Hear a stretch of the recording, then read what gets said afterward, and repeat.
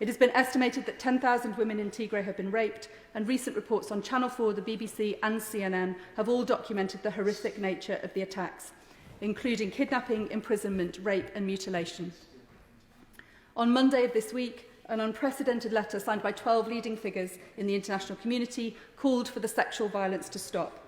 They said there is only one medical facility in the whole region fully equipped to meet the survivors' needs.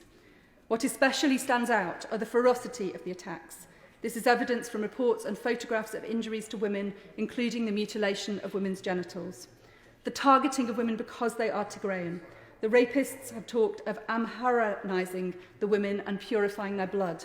The use of rape as a weapon of war is always abhorrent and heinous, but for soldiers to claim to be purifying or cleansing women by raping them makes this violence look genocidal.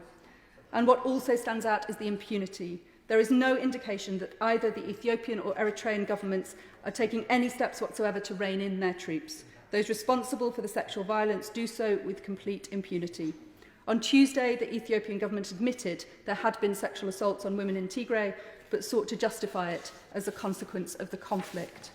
Mr. Deputy Speaker, in 2008, the UN Security Council unanimously approved Resolution 1820, which demands the immediate and complete cessation by all parties to armed conflict of all acts of sexual violence against civilians, and says they should immediately take appropriate measures to protect civilians, including women and girls, from all forms of sexual violence, including enforcing appropriate military disciplinary measures and upholding the principle of command responsibility.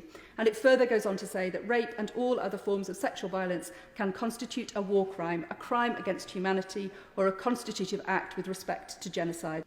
Will the government specifically ensure that the evidence of widespread use of rape and sexual violence in the Tigray conflict is collated and the perpetrators brought to justice in line with UN Security Council Resolution 1820? It is wholly unacceptable that soldiers from the Ethiopian and Eritrean armies should be able to rape women with impunity. And it is equally unacceptable that their commanders-in-chief should permit their forces to use rape as a weapon of war or fail to bring justice to those under their command who commit such a crime. The effects of this war will continue long after the guns have fallen silent. There will be empty spaces where civilian populations were murdered, and there will be a cohort of children growing up who are the result of the rape of their mothers. This further illustrates why this is absolutely the wrong time for the UK government to be reneging on its promise to maintain UK aid spending at 0.7% of GNI, and I hope the Minister will also reflect further on this disastrous decision. Yet even now, the UK government can help avert yet more destruction in Tigray and can provide justice for the survivors of the massacres and for the women who have been raped.